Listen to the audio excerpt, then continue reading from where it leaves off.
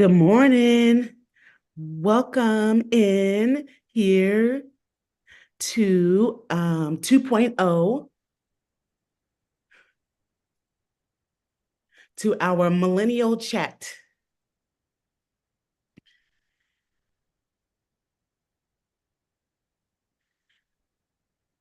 I want to let you all know about this. It's WCEG Network.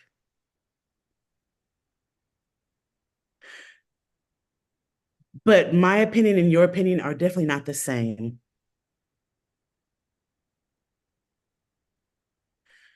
And then your WCEG, and just hold just 1 second. I want to let you know our opinions are not the same as WCEG Network. Remember to connect on social media with us.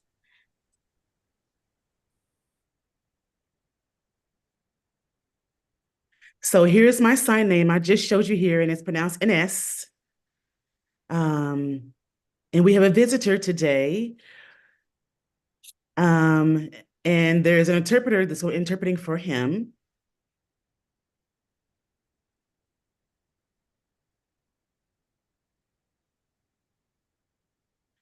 We have a visitor with Remy's.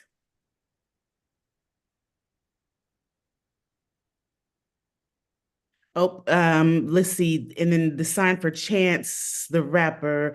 Okay, so this is the first sign name that I'm trying to explain here. This is Matt talking. And as you can see, I have the thumb in the palm of my hand showing the sign. Hold on, Monique. I think Okay. we're going to voice for ourselves. Is that Okay. okay? Yes. So recently, I'm sorry, I hate SimCom. It's hard. If you voice, Okay. I can sign for you. Uh, but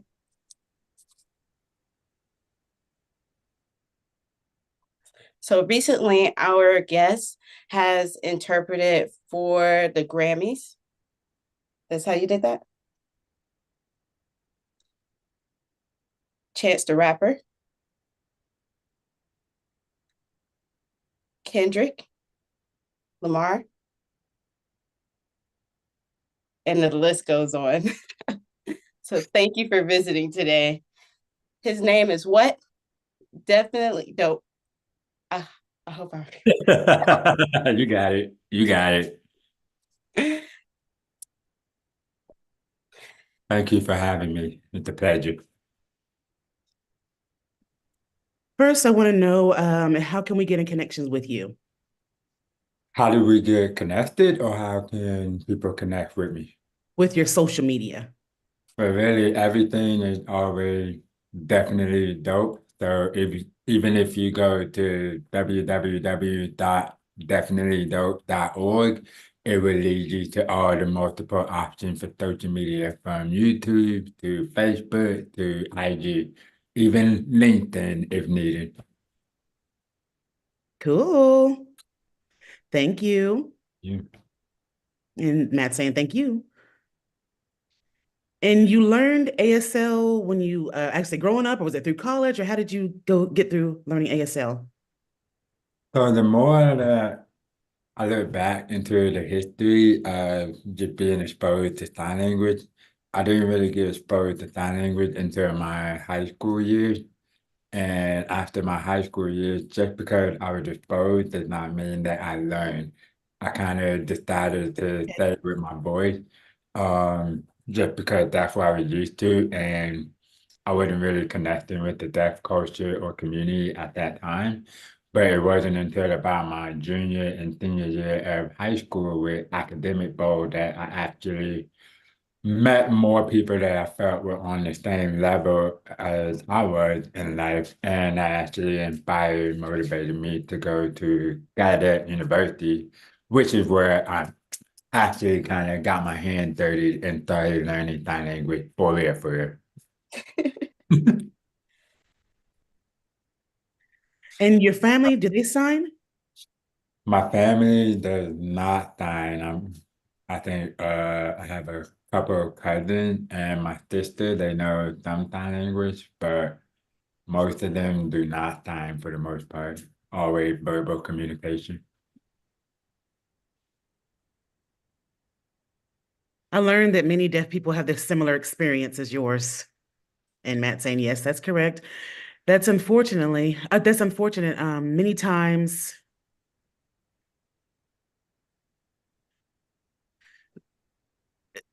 as far as socializing with family, with terms of schooling and church and things like that. I think my social for deaf actually started with strangers and then church and then school. And then I started learning that my family, my cousins knew sign language. And then my sister is 13 years apart. So by the time younger, It's a younger sister, is that correct? younger, And saying, yes, that's correct, my younger sister. I'm 13 years older. And because of that, by the time she started learning sign language, it was way later. So that was a different time in life.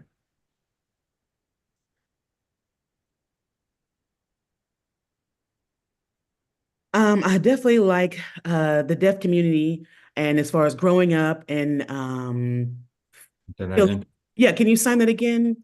Feeling alone is what I was trying to say. Is Oh, I feel similar um, with especially learning ASL. When I go to deaf socials, the first time I felt like I was accepted.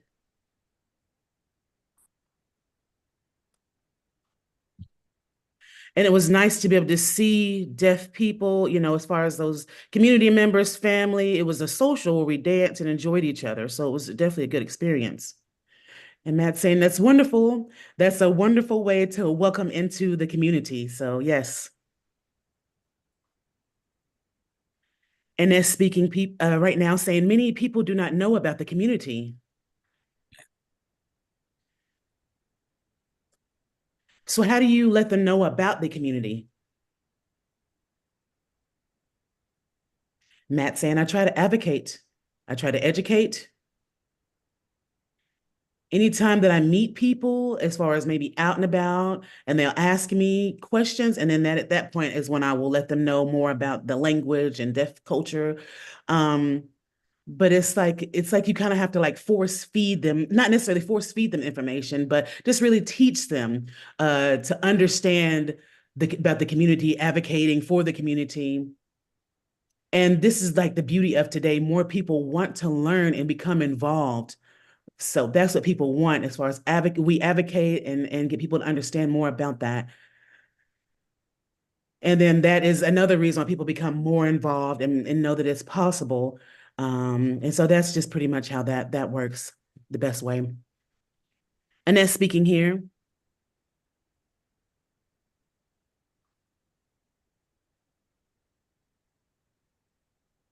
Okay, so it'd be nice to have that expectation for many people to know sign language, like back in the day in Martha's Vineyard. And then Matt saying, yeah, that's definitely lit. That was in the past.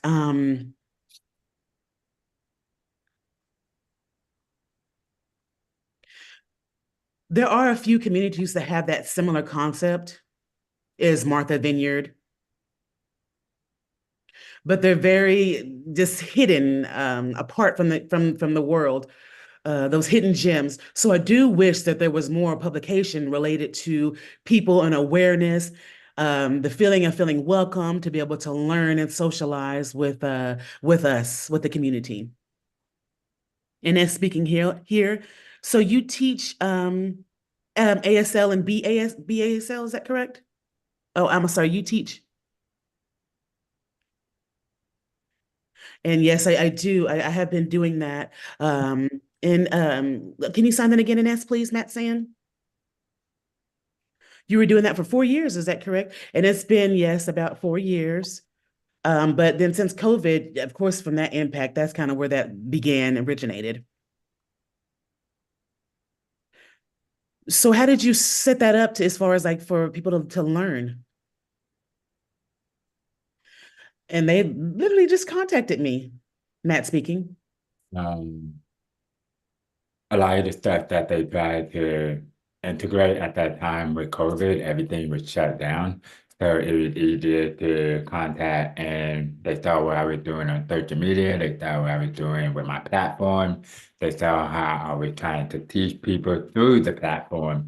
And it just gave me an additional platform where businesses, corporations, organizations, nonprofits all could come through and learn sign language. And over the 4 years, it's been an incredible experience. We've worked with people like Google, Microsoft, Uber, you probably name it, whether you've used it on your phone, they probably come through Salesforce, and Meta, Snapchat, Instagram. So it's been an incredible experience just being able to connect with organizations all around the world that want to become more accessible and inclusive through sign language.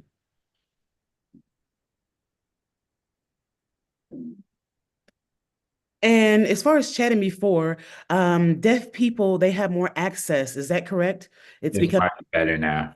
Like, and and compared to 10 years ago, it was not this much accessibility. yeah, it wasn't as much, yes. No. And it's speaking. In February, I was able to sit with my daughter. So February. In February, you were saying? Oh, it was a dance with your daughter. Okay. Yeah, Blade the Fresh. Yes, Blazing Fresh. Yeah, it was a TV, and I was thinking, like, what? Man on I the was with TV. Go Noodle. Yes. Yeah. I love working with them. They're definitely creative and just great for encouraging the kids to learn science. Yes, the energy was very high level, very interactive, engaging. So that was a pleasant experience. I know more deaf children, they are now growing up and learning ASL. Um, there's Mhm, a group called PBA, oh, mhm, PBS, excuse me, PBS, mhm. and there are interpreters there. Yeah, they just started that. I just learned about Yeah, it. you saw that? Yeah. They have for the shows now, some of the less shows or all the shows. Some of them, but soon, hopefully, they will have more for all the shows. They're starting. That's the first step. They start now. Others Yes. hopefully will follow. I do remember when I was younger growing up, there was a show named Maya or Maya, excuse me. Oh, Maya Miguel. Yes. They have characters there that were pretty cool. Um, they definitely did. They had ASL there, and it was right. So it was really cool to see. It wasn't fake, is what I'm trying to say. It was the correct ASL. And Matt's saying, yes, I definitely think I know what you're talking about. Yes.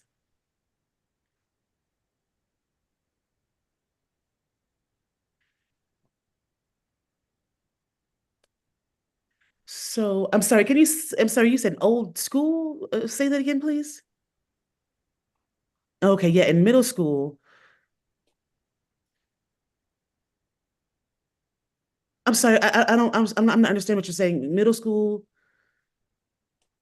So Mhm. we look back to middle school. What would I like in middle school? It get, Like middle school you, what would you tell yourself? Like before you even Oh, learned okay. ASL? Um, you know what? That's a good question. I would tell myself that it's okay to learn to read. It's the it's okay to walk to the beat of your own drum, and it's okay to try to do things that not everybody else is doing. So sometimes it's better to not follow the wave and do your own thing instead of trying to fit in when you don't feel like you're normal. Mm. Mhm. That word normalization, yeah, air quotations. So, Like audit, yeah, right, yeah, okay, so wait, how do you sign that again, Tim? audiology. That's allergy. But how do you sign that? I don't know. Can you tell me? I actually don't know because I don't use the term much. I know the deaf community does. I learned how to interact, so I don't really take it as I guess you would say I don't really take it personal when artist artist behavior happens. Yeah, Yeah. there sometimes I understand like the whole concept of it, but because I've always been back and forth between the hearing and deaf world, it's not really a focal point in my life because I already adapted to going back and forth between both worlds. So how did you learn to go in between both the deaf culture world and then the hearing world? Really, growing up, I was always in the hearing world. My mom worked for American Airlines. So when she worked for American Airlines, she always made me travel with her everywhere. And because of that experience, there was no real feeling of I'm less than. There was no real feeling of, I'm special. Like, no, you're gonna learn how to adjust and get in where you fit in, to say the least. So I spent pretty much the first 18 years navigating that route. But once I went to college, that pretty much started like the second half of my life where learning how to be in the deaf culture and the deaf community and learning how that works. And it was kind of it was hard not. It a lot of obstacles, a lot of ups and downs, but similar to interacting with the hearing world, but being the only one deaf, interacting with the deaf world, but not really growing up in that environment, it just helped me to learn how can I still navigate and maneuver through both worlds without feeling low self-esteem.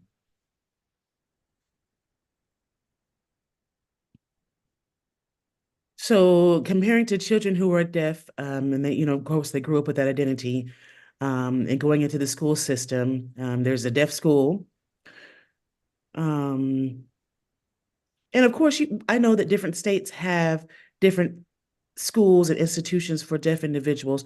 What is your perspective on that? On the Deaf Institute. So I've actually learned more about it as I've become older. I think every student is different, but I do feel the Deaf Institute do provide that community. They provide that need for interaction, engagement. It's sometimes I feel like it's carrying on tradition. And sometimes that's good, sometimes that's bad. Same thing with American history. Sometimes some culture groups in America like to continue their history. If we talk about like the Southern history, it's the same concept in the deaf culture community. So every environment has its pros and cons, but I do feel that overall it's better to be in a deaf institute with your peers than always trying to fight against the current, trying to fit in where people don't really understand or accommodate or try to work with you when you don't have the same resources that they have naturally. Mm-hmm. Mm-hmm. So, with the deaf perspective, it kind of has a similar feeling as what Black people have experienced in the US. I always said after I went through life and I would tell like law enforcement, hey, I'm deaf. And like, no, you're not. You can talk. I'm, what? What do you mean? What are you Mhm. talking about? But it helps me to kind of develop the mindset of if I'm being real with myself, I already have two strikes. I'm a Black man in America and I'm deaf. So that's already boom, boom. I have Yeah. to move accordingly no matter where I go. Wow. I never thought about that, the perspective of what you just explained. Learned it the hard way.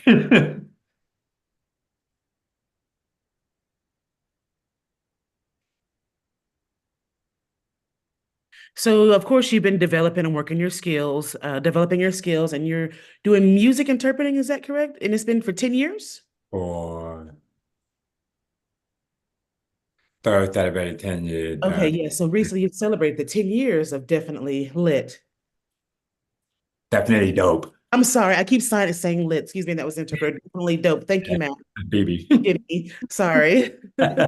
Sorry. So that is a wonderful celebration for Definitely Dope. So what does that kind of look like for you? So now it's just been, when we first started, the whole concept of the brand was it started the brand to just really kind of give people an identity. So many people were people of color, Black, hard of hearing, the only one deaf in their families, no communication with their family, interacting with the hearing world, and not really able to enjoy to the fullest quality. We're all just kind of trying to get by. And also kind of looking at mainstream America, there were no brands, there was no representation, there is no anything that could make people feel like, hey, you know what? I'm fine with being deaf. I'm fine with having hearing aids. I'm fine with having a cochlear implant. I'm fine with wearing an FM system when I go to class and giving the microphone to the teacher. So there's nothing to support that where it could feel cool or dope to do stuff. And that's where the real foundation of creating that brand came from. Because me being in the Southeast, once I went to school in DC at Gallaudet, I realized we were kind of like the bottom of the map, the bottom of the totem pole, which is like the last thought of, oh, you're from Georgia? Oh, like, what you trying to say? I'm from Georgia. What's your point? And Mhm. oh, y'all is different. Like, I promise you, whatever you've experienced before, you're not experiencing the same thing with me. And that was just more fuel to the fire to just have, you know what, let's prove on the old mindset of, this is the best school, this is the best area, this is the best of the best, when really, if you provide those same resources and opportunity to other people who don't have access, Mhm. be surprised the result that you would get. And that was just seeing how people coming together on behalf of Definitely Dope and just supporting it and really just, hey, this is the community for you. If you feel like, I don't know where I fit in, go check this out. And I can't even count how many people have come up to me over the years and just straight up, hey, you know what? You inspired me to start my own business. You inspired me to chase my dreams. You inspired me to do all these different things that nobody around them made them feel empowered to do stuff. So now we just do a lot of partnership, collaboration, working with workshop, teaching, performing, performance interpreting. The list goes on and on, but it's all based on how can we make an impact with the position that we're given and how can we give back with that impact that we made. Wow. That is what I have to say. It's wow. So you went to Gallaudet, is that correct?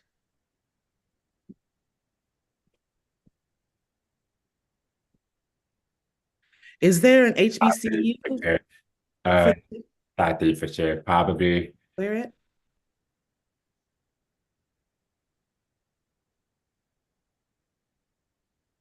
it would be hard. On you, Matt.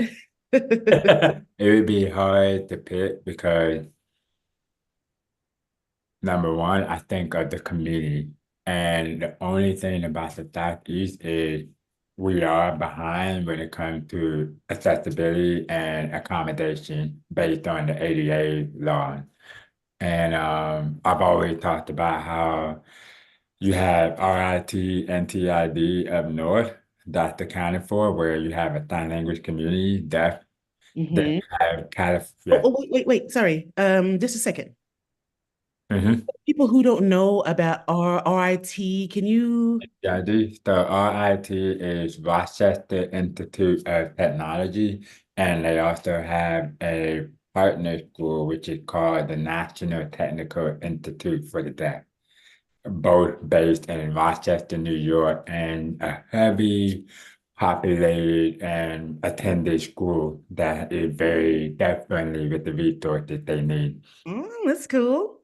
So same thing also for California State University's Northridge, Eastern, based in Riverside, Riverside, California, close to LA. They also have the same kind of program where they support the deaf community, provide many ASL 30, not deaf interpreting, but ASL interpreting, all these different programs to help to provide more accessibility.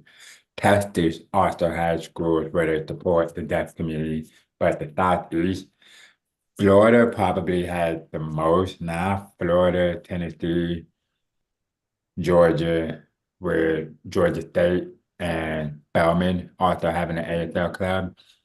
South Carolina, I'm not sure about. In North Carolina, I'm not sure about. I know North Carolina has Winston-Salem State University. They also have an ASL program, I believe. But it's still, how do we get the people to come to these schools? How would we pull the people in to really want to, hey, we have an APTU in South Georgia or North Florida or something, where the people actually show up? So that's where my mind kind of goes. But if we're talking a dream world, I would say Atlanta. Or maybe the old Atlanta. I don't know. Atlanta kind of changed over the years. Yes, it's changed. It's very different.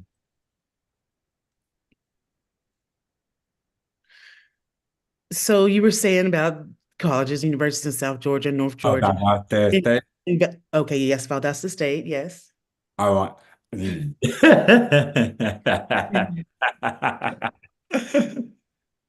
The school is cool, but the area is tough. It was tough for me because I'm a Black woman, so I um was wanting to before when I was finishing up high school, I was considering Valdosta State University until we went, and mhm.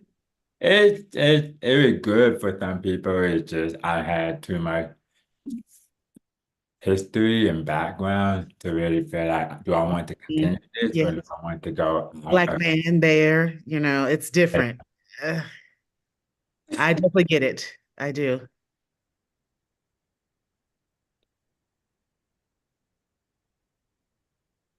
And you were saying as you're growing up, your mother, she worked in an airline, is that correct? And Matt saying that's correct. So is that what kind of motivated you with your life now? S- Okay, number Similar? one, I'm still flying all over the place. Um, Also, in addition, I was forever not in my comfort zone. So I think when I got older, I realized how much more of a benefit that was for everybody around me, both here and there. Because sometimes you have people that never leave their town. And then you also have the deaf friends that never left that deaf circle of the institute they grew up in. You can be in school from kindergarten to 12th grade, had Yeah, the same friends, had the same place, had the same schedule routine, but the right, safe the place. safety net, but it's never, all right, hey, let's go have an adventure. Let's try to do something different. Well, are you sure? No, I'm not sure, but let's try it anyway. Well, that, okay, there's a lot of doubt, there's a lot of no, there's a lot of, I'm scared to make that leap I of, didn't even think awkwardness. Yeah. so I think with all the traveling, and just seeing so many different things, rich experiences, poor experiences, just seeing how people live differently, seeing what's possible, how bad could it be, how good could it be. And it was just motivation to, okay, well, now we've seen all the way through the spectrum. it's on me to decide how do we want to navigate. And I've always been one to just navigate as much as possible, even if I don't know. If I don't know, that's better. Because if I know, then that's already comfort. I want to go into the unknown, and I feel like that. Yes. You take it? Feel not comfortable. Comfortable, yeah. Mhm. So it's just if it's uncomfortable, if it's the road less traveled, that's what appeals to me the most compared to, okay, everybody, we're going this way. And I'm always the one, why isn't everybody going this way? What about this way? Let's see what's over here. Yes, I'm the similar. Yes, and that's Robert, exactly what I was thinking of.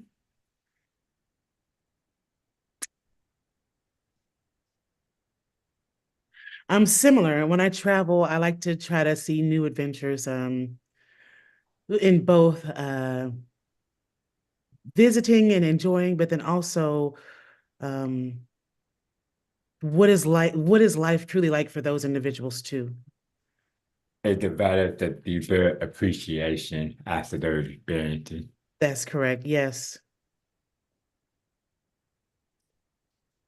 And you've visited different countries, but have you learned any other sign languages? So with Chance the Rapper, we actually went to London for a festival, and that was my first exposure to BSL, British Sign Language, not to be confused with Different. BSL, Black American Sign Language, but yes, it's very different. Yeah. The alphabet, It's two hands with the ABC. it That's went right. from, hey, my name is Matt, and it's like, oh, no, no, no, you said Matt. What? Okay, it's a different, it's a different.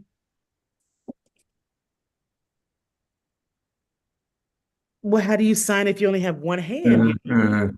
Like you can spell with one hand in ASL, but in BSL, almost impossible.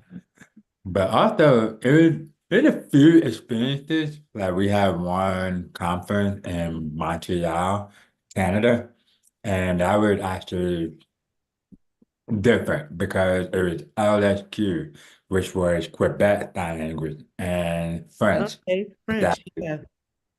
So that was the first time that I thought sign language like, hey, you know what?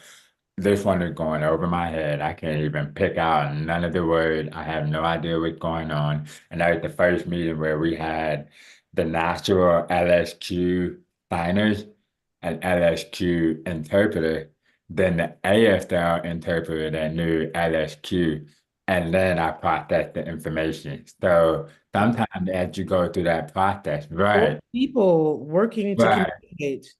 So as you go through that process, you wonder if the information gets lost because every language is different as it's being translated. It's like playing Like on phone game, yeah. yes, that phone game, yes. And then also we went to Ecuador and they did their own version. Yeah, Ecuador. They did Well, their they own sounded version okay. of Spanish Sign Language. And that one was actually, I could understand more because it was gestural instead of focusing on Okay. the language. Plus, with growing up in Texas, I took Spanish for 4 years, and that's still probably the hardest thing ever. Learning Spanish and taking speech therapy at the same time, it was not working. I know that was a true Not struggle. working. But I could understand the Spanish, and with the Spanish Sign Language in Ecuador, I found myself being able to keep up. But like most languages, if you don't use it, you lose it. And it's Mhm. been a few years since I've gone and interacted with the deaf community in Ecuador. So unfortunately, I don't remember as much, but I have experienced these different languages and sign language. So hopefully you'll be able to go visit there soon. You know, why not? You mentioned it. Manifested. Right.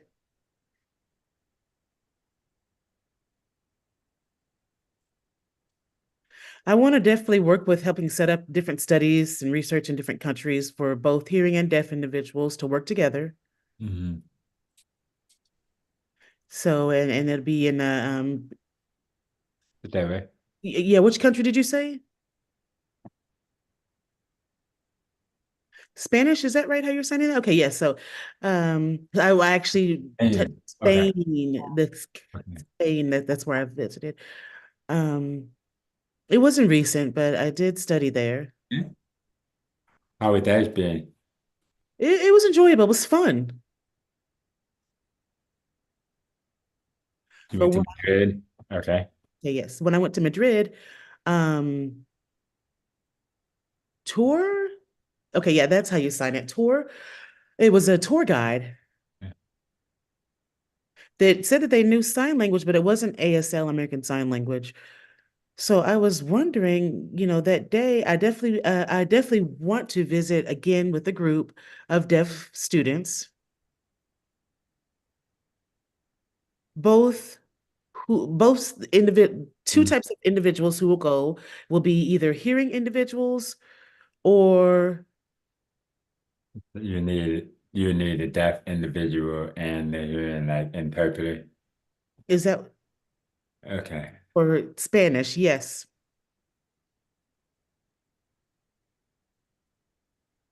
But Spain has just a second. Okay, so my goal is to set up a study abroad program with a deaf student here and knowing ASL, and then a hearing student who knows ASL also, and then there who knows Spanish sign language. I'm not sure the real name. Hmm. And then like hearing Spanish. Oh, wait, this is Spanish. Yep, so Spanish. Yeah, that's Spain. So both hearing and deaf for students. Okay. And they work together, learn whatever, travel that. That would be Um, incredible to happen. so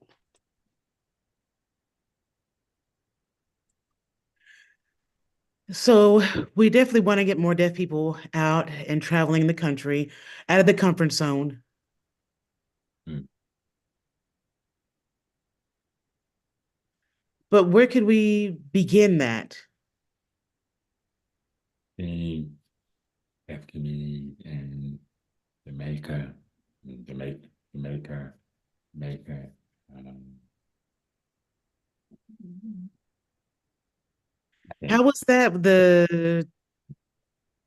it's difficult. Uh, Wait. See, and this is Matt speaking. I'm not familiar how other countries operate when it comes to their communities and whatnot, deaf communities. And in S here, did you visit schools there in Jamaica? Any deaf schools or anything? And Matt saying they do have deaf schools there, yes. And so I will, in essence, saying I will visit soon, so I will have to do some research on that. But Matt saying I'm not sure exactly where, but I know I've seen in working deaf community there, so it's active for sure in Jamaica.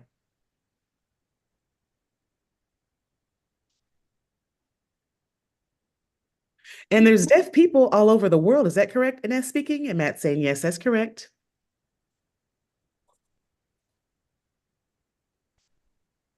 Yeah, there's over 300 different kinds of sign languages. So, Wow. I don't know them all, but you still have like New Zealand sign language, Australian sign language, Japan sign language. There's no Antarctica sign language as far as I know. Um, It should. It's cold there too. And Matt saying, yeah, your hands will freeze. it's hard at the time when you have the gloves on. Even just being in Chicago, you're like, okay. Mm. And then you just hurry up and finish. You try to keep it short, sweet, and to the point. Okay. So your first experience with the music concert, do you remember was with, It was that Bonnaroo. Even watching, okay, so yes, with I didn't watching. even know we could go to concerts.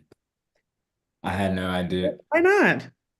Only content I knew was like the church content. I didn't even know, like, I guess to me, the whole concept of being able to afford tickets to go to see your favorite artist, that was not made an option for me. That was not something that was communicated as you can go and enjoy. It's just, oh, okay, this is probably something we can't afford. It's probably not fit for me. I probably can't hear anything. So I never even really knew about what the music world was like in that regard.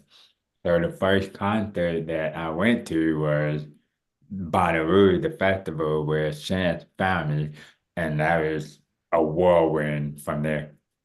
But before that, no clue. Only idea I knew was like maybe clubs, bars, just the community music, but never.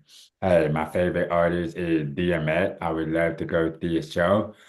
Never even came up with a possibility in my mind, but I Mhm. wish before he like passed away, but I wish that would have been something we could have discussed. And that's the beauty of the awareness and the inclusion and accessibility now, where this generation doesn't have to have that same, it's possible. They already know that it's available Possible. for them. They can request interpreters, they can request, it's still a frustrating process, but it's more known about now compared to me not being involved in the deaf community until later.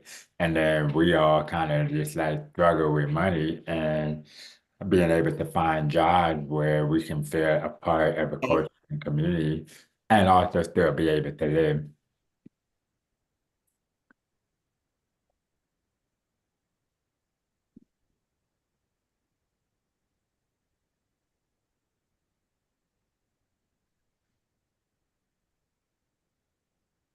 So when it comes to deaf people and opportunities with working, and Services, so Oh, service, like service.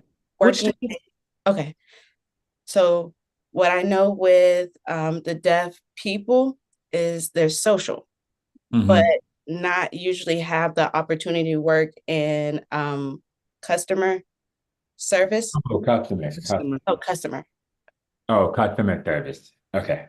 So that's why I want. So that's why I really want to partner with Mhm. I want to partner to help and build opportunities for the future of deaf individuals who can have different work opportunities. Agreed. I think that's part of the way. That's why hearing people need to learn ASL. And even there, I feel they need to learn. But even if they can't learn, because I can't even, I can't even pretend. I started learning while my brain was still open to learning. But once you hit a certain age, sometimes it gets harder to learn a whole new language, sometimes with how life is set up. So it becomes more of, even if you can learn, that's a benefit. That's great. But if you can't learn, then still be able to have the resources so that it's not a crush because you're not able to learn and we have to pay the price for it. But if you can provide the interpreter, you can provide the research, you can provide the caption, you can provide the transcript, you can provide all these different tools that will help make communication possible, then that will still be able to, okay, we are still included in the conversation. And I'm curious, do you go to the movies? Still have the caption thing.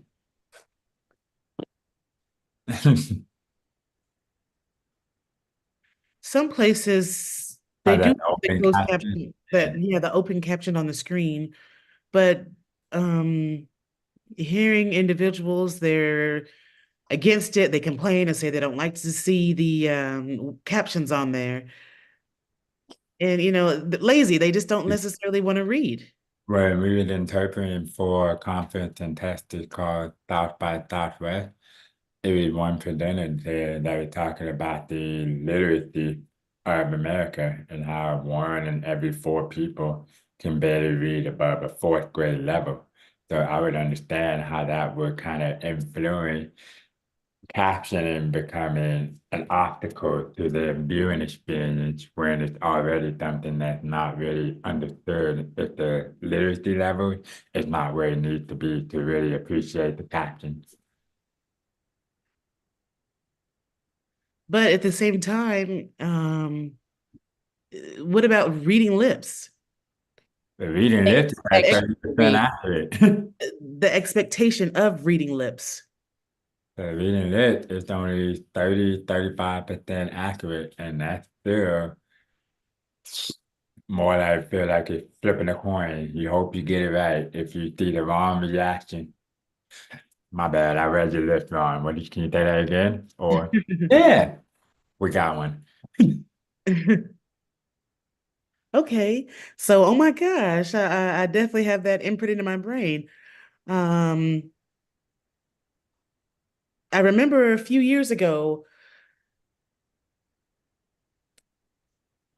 I saw two deaf talking or chatting using sign language. And I went up and I said, "Hey, my name is Enesse." Yeah, of course, I have a different sign name now, but I was chatting with them and I signed something wrong. I didn't I didn't realize it, but I tried to sign it again. So we And Yeah, I never tried that sign again. oh, okay. yeah, figure out something else. I feel you. Have you ever experienced that? I think if I find signs that I'm not sure about, Signed, yes. I find them wrong or it feels too close to, I'm not sure which one is the right one. And I don't like people who's like, you did it wrong. Like, hey man, I know I did it wrong. You good. But I've learned to try to expand or add to the vocabulary to be able to, you know what, I'm not sure about this one, what the substitute for it. We're going to find this instead. So I Hmm.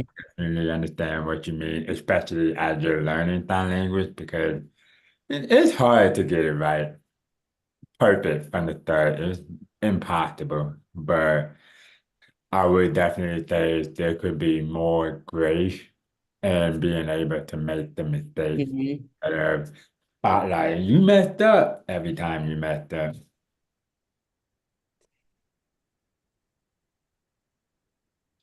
Right, right. And it's the same when people with English in the English language, people don't necessarily have patience. Mhm. And then they Right. miss that understanding when it comes to English and the learning. English is overly complicated for no reason. Yes. The same way, yes.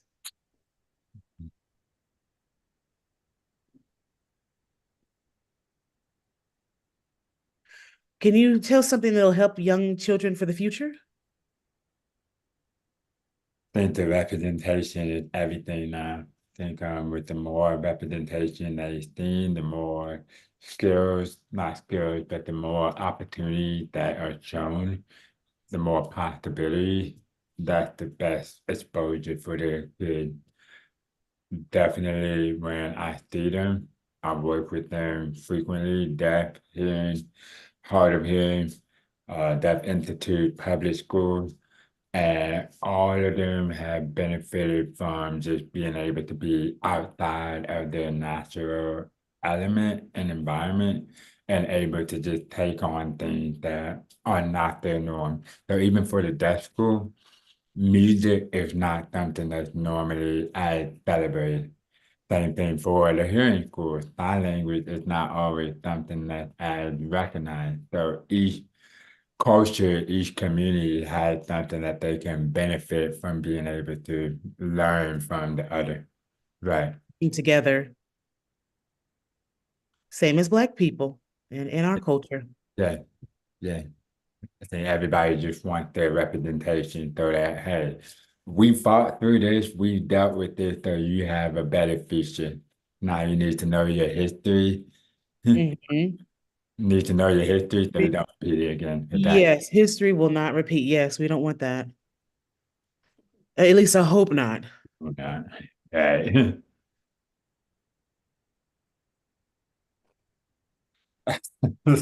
We got both local, I think. Uh, Right.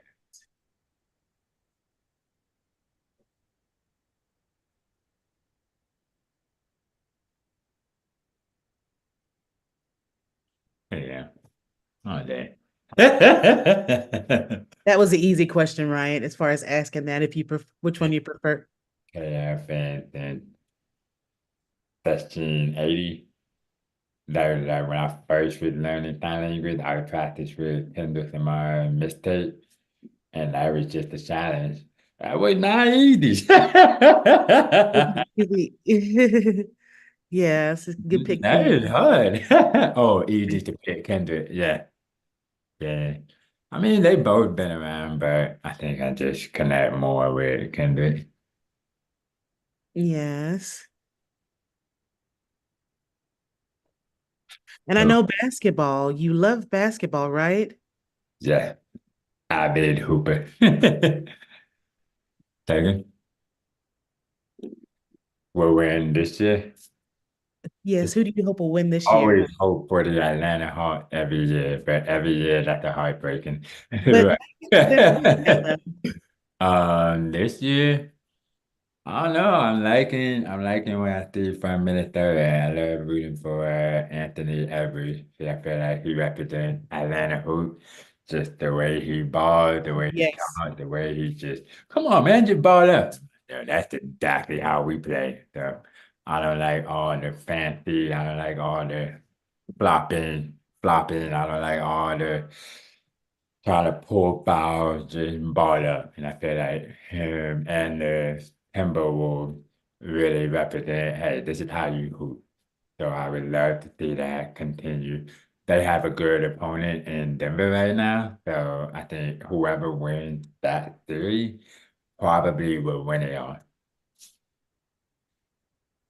Yeah, man, we don't. I know Jalen Brown from Atlanta, but we're not rooting for that.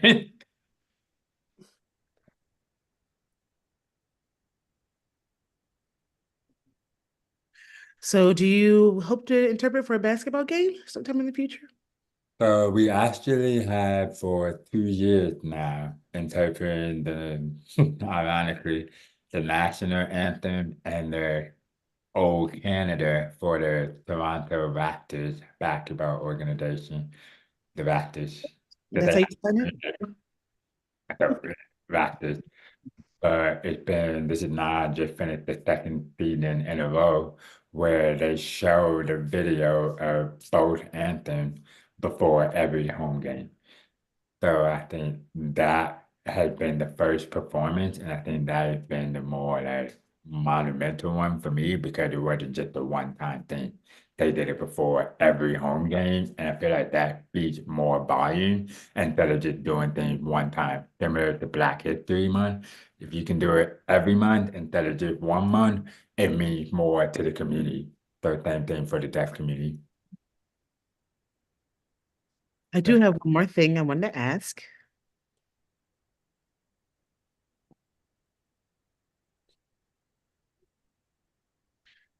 So, what do you think about how do you change that interpreter access for individuals when it comes to TV? How can you help with that? Any suggestions? I think I've learned now is based on like the FTT and what they're willing to mandate, what they're willing to force to be, hey, if you want to be accessible, if you want to have a channel, you must provide captions or interpreting. And I think that would be similar to the level of you can't cuss on national TV or you get fined tremendously. The Yeah, same concept with providing captions and interpreters. So I feel like that would be the major step of upping the game to be able to, hey, you know what? Everybody can watch and enjoy this show equally instead of let's hope that they know what's up. No caption. hmm Dang. Right. Yeah. And last thing, Song of the day for it. yes, what is the song of the day? They not like us. Yes, I was thinking similar. Like, really, I haven't even listened to it that much. It just seems fitting. The whole theme is they not like us, and that's connected. If I don't use that one, I would definitely say my always go-to song is "I'm Blessed" by Charlie Wilson with Mhm. Yeah, I love that song. So that's just, I probably done heard it a million times now. I probably done find it 500,000 times now, but it still always had this impact every time I hear it. So if you haven't heard it, for the people who watch and haven't heard it, I suggest you do and just let it inspire you. Yeah. Song. Okay, so first of all, I want to thank you for coming and being a visitor on our podcast. Everybody, it's a pleasure to be here with you. I'm happy that I was able to meet with you as well.